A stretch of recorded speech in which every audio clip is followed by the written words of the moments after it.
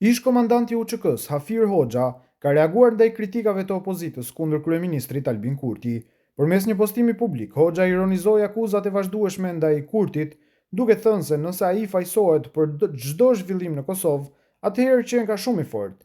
Ai kritikoi opozitën dhe disa analistë për, siç tha, mungesë faktesh dhe alternativash konkrete.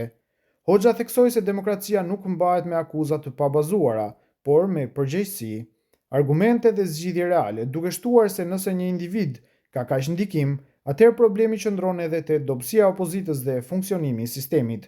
Në vim, postimi i tij plot.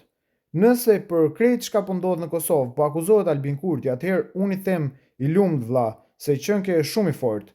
Këta tjerët kanë bet vetëm me u ankue. Sot në Kosovë, një pjesë e madhe e politikanëve dhe analistëve e kanë gjetur zgjidhjen më të lehtë, fajsojnë Albin Kurtin për gjithçka. Ai po e shkatron ekonominë. Ai po i prish marrëdhëniet me Serbinë, me Bashkimin Evropian, NATO-n dhe Shtetet e Bashkuara të Amerikës. Ai po manipulon qytetarët, ai po kontrollon gjithçka. Mirë, po ku janë faktet, ku janë dëshmit, ku janë zgjedhjet? Nëse një njeri vetëm pas ka kaq fuqi sa të ndikojë çdo gjë në shtet, atëherë problemi nuk është vetëm te ai, por edhe te një opozitë e dobët dhe një sistem që nuk funksionon si duhet.